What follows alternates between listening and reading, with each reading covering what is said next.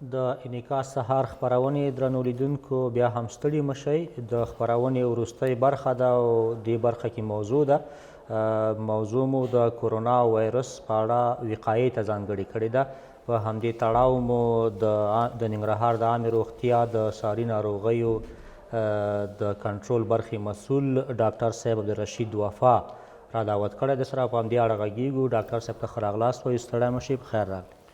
تاسو نه مننه کوو مخکې نه چې موضوع ته رسو، تاسو او د ستاسو د ټول همکارانو او لیدونکو ته خپل طرف نه نیک هیلې او سلامونه وړاندې کوم او مننه کوو چې یو مهمې برنامې په ارتباط سره په ګډه خبرې کوو. ډېره مننه ډاکټر صاحب، سلامت اوسئ. دا د کورونا وایرس لومړی په چین هیواد کې هلته پیدا شو او په زرګونه کسان یې هلته ووژل او بې شمېره پرې راوسه مخته دي چې هلته په روغتونونو کې تر درملنې لاندې دي. ویره دا وه چې دا وایرس وژونکی دی او نوی هم دی چې وړاندې د دې وایرس لپاره درمل نه وه، واکسین نه وه او په نړۍ په کچه ټول ډاکټران او روغتیا نړیوال سازمان هم اندېښمن کړی، خو وروسته بیا روغتیا نړیوال سازمان دا خبره وکړه چې ډېر د اندېښنې وړ نه دی، د کنټرول هغه دی وړ دی. خو چین کې تباهي رامنځته کړه او چین ته اقتصادي لحاظ باندې تاوان ورسول. قرنطین د وګړو قرنطین هلته صورت ونیوه. خصوصا د چین سره همسرحده هیوادونو اندېښنه دا وه چې دا وایرس موږ ته رانشي. دغې جملې نه یو افغانستان دی چې چین سره سرحد لري، ترانزیت او تجارت ورسره لري، محصلین هلته په زده کړو باندې بوخت دي، نور ورځنی سفرونه هم دا کیږي چین هیواد ته. نو خو په کم شمیر کې دي، افغانان په چین کې هم په کم شمیر کې دي، راشه درشه هم تجارت هم دومره ډېر پراخه نه دی. خو د یوه میاشت په تېرېدو سره بیا افغانستان د عامې روغتیا وزارت ویل چې اندېښنه نشته د افغانستان لپاره چې د کورونا وایرس دې دلته راشي او موږ ټول تدابیر نیولي دي. خصوصا د چین نه که محصلین دي یا نور تجاران دي، دا راځي اول د چین هیواد کې د دوی هغه کتنه کیږي، تشخیص کیږي چې آیا دا خو د کورونا په وایرس باندې اخته نه دی.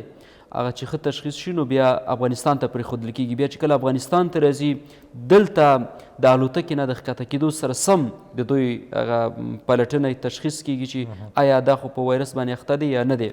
نو دا هغه تدابیر و چې تر دې دمه موږ د کورونا د وایرس نه ژغورلي وو. بیا یوه جمعه مخکې و فکر کوم چې په بدخشان کې هلته دا د اسهالاتو ناروغي پیدا شوله په ماشومانو کې او هغې سره داسې علایم لکه دا د کورونا کوم علایم چې د سینه بغل پیښې وي. بیا خلکو دا شک کړی و چې دا خو ولا چې کورونا وایرس دی په دونه غټه کچه باندې ته خپور شوی دی، خو هغه الحمدلله چې هغه شک و او دروغ ثابت شوه. هغه تنفسي ناروغۍ وي چې ماشومانو ته رسیدلې وي. اوس تازه یو خبر چې مونږ لرو، هغې نه وروسته بیا د نورو هیوادونو فلیپین او فرانسه او حتی په جاپان کې فکر کومه چې یوه پیښه هلته شوې وه، ایران جاپان کې. هغې نه وروسته اوس دا زموږ ستاسې د ګاونډی هیواد ایران چې دی په دې کې تثبیت شوي دي د کورونا د وایرس پیښې چې 6 کسه فکر کومه چې وژلي دي، 6 کسه یې وژلي، 14 او 14 فکر کوم داسې پیښته دي لا ډېره. اوس پرون مونږ بل خبر ترلاسه کړه چې دا د افغانستان د هرات په ولایت کې چې دا د ایران سره همسرحده دی، وایي چې دلته 3 کسان چې دي د کورونا وایرس د لګېدو شک پې کېږي چې کورونا وایرس ورته رسېدلی دی، خو یقیني نه ده چې دا کورونا وایرس دی. او د محدودیتونه بعضې ساحو کې لګېدلي ده. د ایران قونسلګري چې ده په هرات کې دې ته تګ راتګ وایي چې ډېر مه کوئ. پاکستان سره سرحد تګ راتګ کې محدودیت لګېدلی دی، په وارداتو خصوصا د چرګانو په غوښو باندې، د فارمي چرګوړو باندې، په هګیو باندې چرګانو په دې بندیز لګېدلی دی. نو د افغانستان حکومت چې دی دا تدابیر نیولي دي. تا نه به ډاکټر صاحب دا واورو چې کورونا وایرس باندې موږ وړاندې هم خبرې کړي دي، لنډ ډول باندې بیا هم دا د کورونا وایرس په تړاو وضاحت ورکړي، څه ډول وایرس دی، څنګه خپرېدونکی دی، تاثیرات یې څه دي. بیا به نور بحث ته راشو چې څومره د اندېښنې وړ ده دا خبره. مهرباني. ډېر بیا مننه کوو. ډېره مهمه موضوع ده چې په دې ارتباط موږ او ټول وطنوال په دې اړه باندې خپل هغه لازمي تدابیر او پوهاوی او هغسې په کار وي په هغې اړه باندې. مخکې دې نه چې رسو د نړۍ په کچه هغه ارقامو ته خپل توجه دا یو ویروسي ناروغي ده صحیح چې نوي رامنځته شوې ده او او کرونا وایرس ان کرونا 19 په دې باندې پیژندل شوی وایرس ده چې دا وایرس د لومړی ځل د چین په هیواد د ووهان په ښار ووهان هوبي ښار کې راپېښې رامنځته شوې تثبیت شو چې تقریبا نن د نړۍ په کچه ارقام 9,146 تنو ته رسیدلی دي. البته دغه ارقام چې زه وایم د عامې روغتیا د وزارت د سرویلانس ډپارټمنټ د ارقامو ښودلو په اساس باندې چې 9,146 تنه په دې ناروغۍ ته دې دمه پورې اخته شوي دي او د 2,470 پیښې مړینې رامنځته کړې ده دې ناروغۍ له کبله. 53,101 تنه دا فعال فی الحال موجود دي په دې ناروغي باندې سره ژوند کوي چې 41,532 تنه په هغه ابتدایي حالت کې دي ډېر شدید حالت کې نه دي او 11,509 یو شدید حالت کې قرار لري او تقریبا چې هغه ښه شوي دي د دې ناروغۍ څخه د تداوي په اساس او د طبي اهتماماتو په اساس باندې او بیرته رخصت شوي دي دا ارقام یې 3,595 تنو ته رسېږي. دا ناروغي تقریبا نن د 30 هیوادونو شاوخوا کې سرایت وکړ. موږ ته مهمه ده چې افغانستان یو د هغه هیوادونو څخه ده چې هر نوع مشکلاتو ستونزې لري باوجود د عامې روغتیا وزارت محترم وزارت لخوا تر هغې رهبریت لاندې ټول هغه تدابیر چې لازم وي هغه نیول شوي انشاءالله. همدې تدابیرو باندې به خبر وکړو خصوصا د افغانستان په کچه. د افغانستان په کچه یو اورېدونکی به وغږوو ډاکټر صاحب بې رازو دی بحث دا ډېره مهمه مسله ده. عصمت الله صاحب موږ سره په کرښه دی د ټلیفون دو سره به خبرې وکړو. صافیه صاحب ستړی مه شئ سهار دی بخیر. علیکم خپل سلامونه ډاکټر صاحب ته انعکاس تلویزیون او کارکونکو ته ټول ته سلامونه وړاندې کوم. وعلیکم السلام مننه. زما د ډاکټر صاحب مسله ده چې هغه سره کار لکه بلچین راځي بلچین د بوجود دي چې موږ کتاکو لاس کې نشو مالده چې موږ د سرانه چې کې خو مشکل نشته دا موږ د مالده چې پښتنه نو وګورئ اړیکه د لږ ټکنۍ د صافیه صاحب زیاته بدلون ورکړي زه خو سم نه اورم ستاسې واضح نه دي خبرې نو چې مال چین مال راځي موږ کو ضرورت ابو جیګان او د بلچین د شرین ترموزونه مالده چې موږ مخول چې صحیح ډیره مننه صافیه صاحب ستاسې په پوښتنه باندې پوه شو. ډاکټر صاحب دستي تاسو ته ځواب درکړي. د چین هیواد نه اموال راځي تجارتي اموال دي د موټرو نه دا وایي موږ ښکته کوو وایي ویره خو نشته چې موږ ته وایرس انتقال شي دې لارې نه. د دې په خاطر چې وایي چې د چین هیواد سره زموږ تجارتي اړیکې او لکه مخکې یاده شوله چې زموږ افغانان د تحصیل لپاره هلته ورځي خو دا په دې موخه باید زموږ تدابیر دا وي چې په ټول هغه هوایي میدانونو کې او بندرونو کې چې د افغانستان لري هلته سکرینینګ پوینټونه ایجاد شوي دي. د عامې روغتیا د رهبریت لاندې او هغه کسان دي چې په دې برخه کې زده کړه ورته ورکړل شوې ده او پوره مجهز اوس نوعیت باندې به خبرې وکړو. لکه موټر م انتقالولی شي دا وایرس بسکټ کې م انتقالیږي او کاغذ پورې م نښلي دا وایرس څنګه دو چې دا کاټنې بوی دو به ښکته کوي بوجۍ دي دا وایرس انتقالیږي په دې شیانو کې. دا وایرس د هوا له طریقه ځکه چې واړه ذرات دي د هوا له طریقه دا سرایت کوي. دا که انسان تنفس کوي ممکن چې مستقیم یا غیر مستقیم تماس سره صورت ونیسي ممکنه ده چې نو اوس دا اموالو ته به راشو که نه د چین نه چې کوم موټر راځي هوا خو بې خلاصه ده نو هغه ته خو سرحد نه جوړېږي چې د هوا بنده شي فضا خو ټول نړۍ خو بیا هم د احتیاطي تدابیرو په موخه ښه خبر دا وي چې لکه څنګه چې موږ تاسو ګورو د چین په هیواد کې ټول هغه شیونه چې دي د ډسانفیکټ کوي یا د میکروب څخه صفا کوي مواد چې د دې میکروب له منځه وړي هغه کوي. ممکنه ده چې خاصتا دې برخه کې به زیات ستونزه نه وي بیا هم احتیاط پکې پکار ده. احتیاط به دا وي چې اول زموږ خلک چې دغه تجاران وروڼه په دې باندې پوه شي.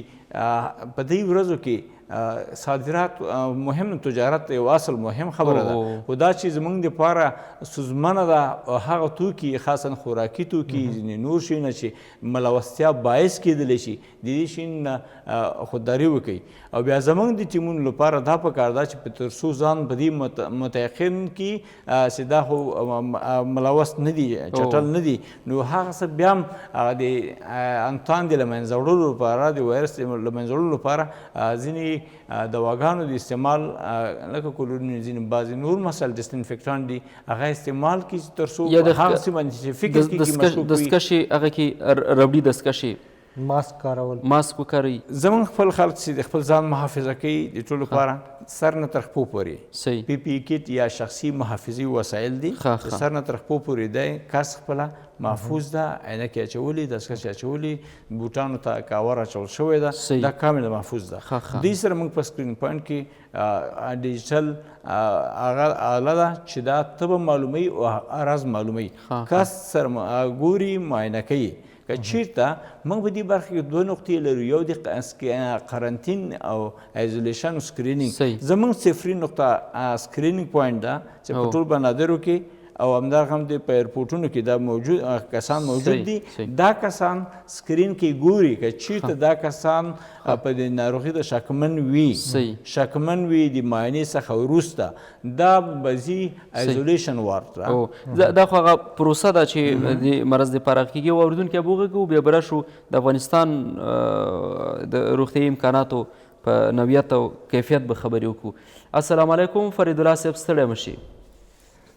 السلام علیکم، فرید الله تلاش یم، څلورم ناهین اړیکې نیولې. تاسو ته سلامونه او جناب ډاکټر صاحب ته سلامونه نیکې هیلې وړاندې کوم. علیکم سلام فرید الله صاحب، مننه، سلامت اوسئ، مهرباني. پښتنه مې یوه دا ومال دغه کوم اموال چې دا وړل کېږي مخکې صحابي صاحب یادونه وکړه، پښتنه وکړه که نه چې دغه کوم اموال د چین څخه راوړل کېږي، اول خو دا په دې څلوېښت ورځو کې را رسول کېږي، هغې نه چې راځي په دې بیړو کې تر څو راځي او د کراچۍ او دې بندر د لارې چې راځي هلته چې کله مال د چین کې څوک ورکړي او بیا افغانستان ته را رسېږي دا څلوېښت ورځې وخت نیسي. په دې څلوېښت ورځو کې خو اول د څلوېښت ورځو نه مخکې خو دا وایرس دلته وم نه که نه، دا اوس را پیدا شوی تقریبا چې دغه 15 ورځې شاوخوا به کېږي چې دا را پیدا شوی دی. اوس زموږ د غرونه چې دا کوم مالونه د دې موټرانو څخه کښته کوي یا دغه په دې کې خو اول زما په نظر باندې چې انشاءالله دې کې دغه وایرس نشته دی، او که دا وایرس وي نو دومره په دې کې نه پاتې کېږي، ځکه چې دا کرونا دا وایرس چې دی وایرل انفیکشن چې دی دا د هوا د لارې ډاکټر صاحب هم یادونه وکړه چې صورت نیسي که نه. نو انشاءالله زموږ دا ورونه چې دغه مواد راکښته کوي که هغه ماس واچوي دومره به دغه نه وي، جدي نه وي. او بله پوښتنه هم د ډاکټر صاحب څخه دا کړه چې دغه په دغه وایرس باندې یو انسان مصاب شي او اخته شي نو د دې که بیا دا چې جوړ شي نو دې کې بیا وروسته څه عرایض او علایم یا کومه ناروغي په کې اخره کې پاتې کېږي که نه پاتې کېږي. صحیح ده، ډېره مننه تلاش صاحب، سلامت اوسئ.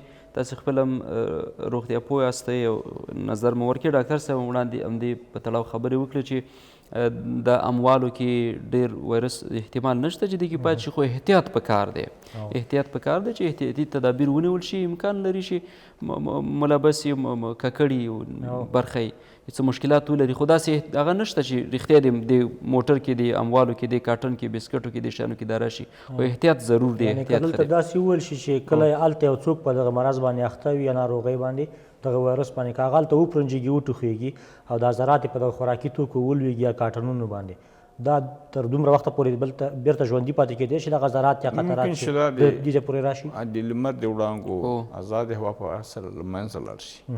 بیا هم موږ ته تر احتیاط ډېر پکار ده. هغه څوک چې تجارت کوي کوم ځای نه چې اخلي او انتقال کوي کوم ځای کې چې فروشات کوي پوهېږي، خاصا خوراکي توکي، خاصا خوراکي توکي یا غوښې او هغه څه چې د حیوانات څخه انسانانو ته باعث د انتقال کېږي یا حیواني محصولات، دې کې زیات احتیاطي تدابیر پکار دي. احتیاط پکې ډېر مهم دی. د افغانستان د طبي امکاناتو په تړاو باندې خبره دا کېږي چې د نورې نړۍ په پرتله باندې دلته طبي وسایل، امکانات او د ډاکټرانو په کچه توپیر موجود دی.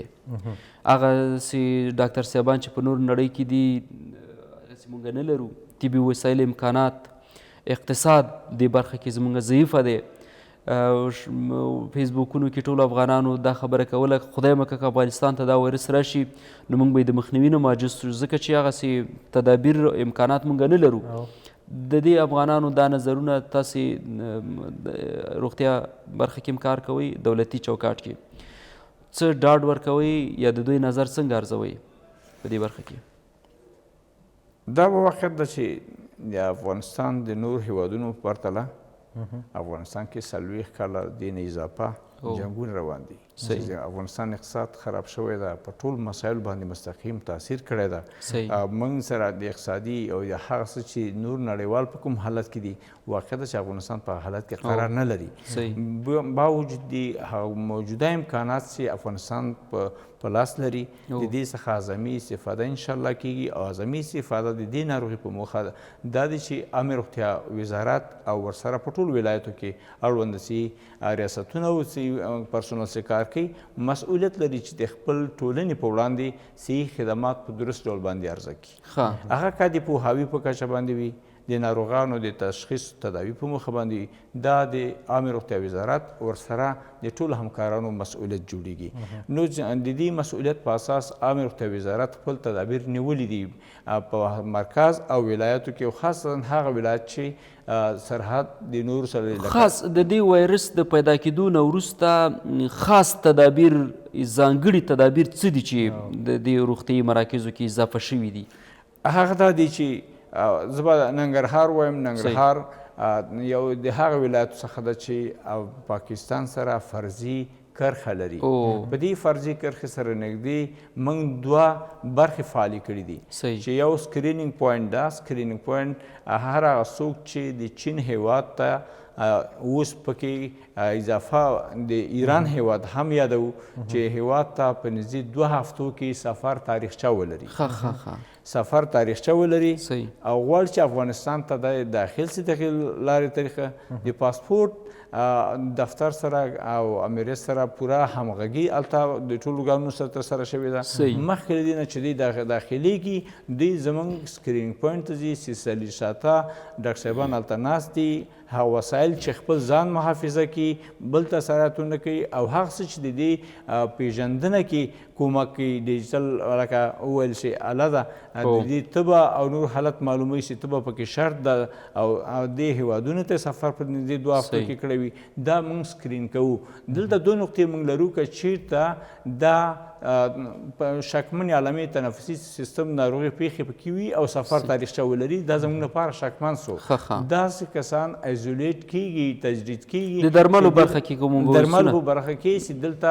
موږ د 40 بسترو په هغه باندې ورته ځای آماده کړی ده چې کسان شکمن وي او د درمل عارضي تداوي روغتیا روغتون کې د جلال آباد دا د ختیځ میډیکل کمپلیکس په ساحه کې رنګ روډ سره نږدې چې یو طرف نه د بیروبار ساحې نه لرې ده او دې کسانو سره خال ته کومک وشي دا زموږ د توبرکلوز د مقام وار 40 بستره ده چې د عامه روغتیا د ریاست رهبریت لاندې هدایت په موخه دا ځای ورته ځانګړی شو چې معیارات دلته په نظر کې نیول کېدلی شي فعالیت لري ولې پیښه موږ نه لرو خو آمادګي زموږ دې برخه کې شته او په همدغه په د درملو برخه کې ډاکټر صاحب وویل لکه د دې لپاره خاص درمل دي که دا خبر پوره کړم مهرباني چې په تورخم کې موږ بل سنټر هم لرو د قرنطین په 10 بسترو په اندازه چې هلته که چېرته هغه کسان چې قرنطین خبره دا هم د ایزولیشن نه فرق لري هغه کسان چې د چین هیواد ته ووهان هوبي ښار او یا اوس وایي چې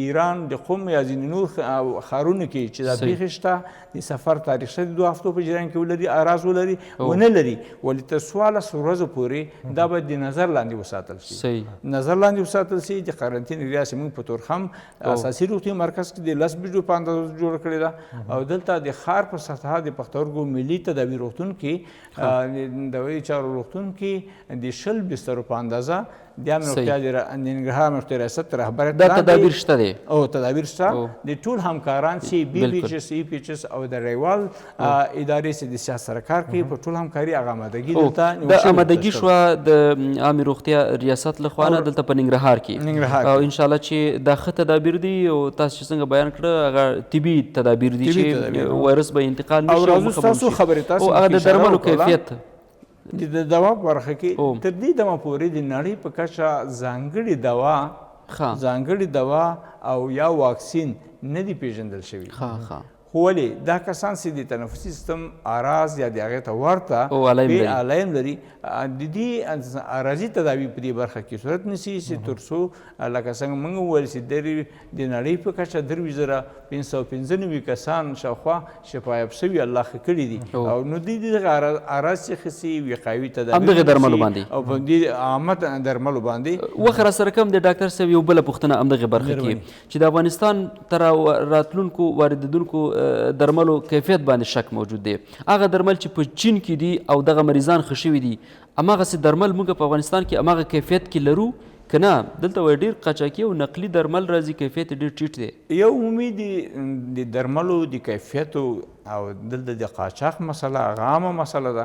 نه خو دا تړاو لري عامې روغتیا وزارت پورې تړاو لري. خو موږ چې د کرونا په ارتباط مطمئن باید اوسي د کرونا په ارتباط بحث کوو هغه تدابیر چې هلته نیول کیږي یا نیول شوي دي د هغې سره په ښودلو ځکه چې دا د صحت نړیوال روغتیایي سازمان نه تایید شوې ده چې دا یو ایمرجنسي ده. نو عامې روغتیا وزارت هم د هغې په تړاو باندې خپل مسؤلیتونو په اساس باندې تدابیر نیولي دي آمادګي ورته لري. درمل د ټولې نړۍ په کیفیت باندې دي هغه دلته چې راځي کرونا وایرس دې ته لازمي لکه موږ دلته دا به ووایو چې نړیوال ادارې موږ سره دلته کار کوي. نړیوال روغتیایي سازمان یونیسف اداره WHO اداره چې دوی هغه دواګانې که دوی موږ سره سپورټ همکاري کوي دا د منل شوې دوا ده. دا اوس چې کوم 15 بستره تاسو ویل د 40 بستره ایزولیشن دغه درمل چې دي بستره د ښار په سطحه قرنټین او 10 بستره د درملو برخه کې مرسته شوې ده کومې ادارې چې تاسو یاد کړئ شته دي مجهز دي ټول امکانات د دي او مجهز دي موږ سره ایښودل شوي دي. وخت راسره کم دی درنې صاحب مهرباني. که وروستیو کې دغه پوښتنه هم ځواب کړي ډېرو سره به دا اندېښنه وي چې دغه وایرس د بادونو یا طبیعي آفتونو له امله نورو ځایونو ته انتقالېدی شي د مرغانو په وسیله باندې. مثلا چین کې اوس دغه وایرس څوک هلته باد ولګېږي او دغه باد د افغانستان پر لور راځي کولی شي دغه وایرس انتقال کړي؟ لکه شروع د دې ناروغي هم زونوتیک یو اصطلاح په تفاوت کوي. زونوتیک دا معنا چې د حیواناتو څخه انسانانو ته انتقالېږي. دویم دا وایرس وایرس په آزاده هوا کې له طریقه چې د کوچني ذرات په اساس باندې ممکن چې ارض ته دا لاړ شي او د تنفس له کوله دا خلقه کوي. خو زموږ خپل خلکو ته پیغام او میسج واضح دا ده چې خلک باید احتیاطي تدابیر ونیسي. احتیاطي تدابیر دا دي د ماسک څخه پوهېږي چې هغه ځای کې چې د ګرد غبار زیات ده ماسک څخه استفاده وکړي. یا هغه ناروغان چې شکمن وي نیک بختانه چې موږ په افغانستان کې تر دې دمه مثبته پیښه نه لرو بیا هم هغه څوک چې هغې سره یا هغه کسان چې شکمن وي یا د دې سره په عام ډول د معلوماتو برخه باندې خبره کوم د مثبت ناروغانو سره په تماس کې لکه د نړۍ په کچه خبره کوم په تماس باندې راغلي وي دا کسان باید خپل محافظوي وسایل څخه استفاده وکړي. که هغه صحي پرسونل وي عوام خلک باید د ماسک څخه وکړي. خپل صفایي زیات مراد کړي خاصا لاسونه په پاک اوبو صابون سره ووینځي.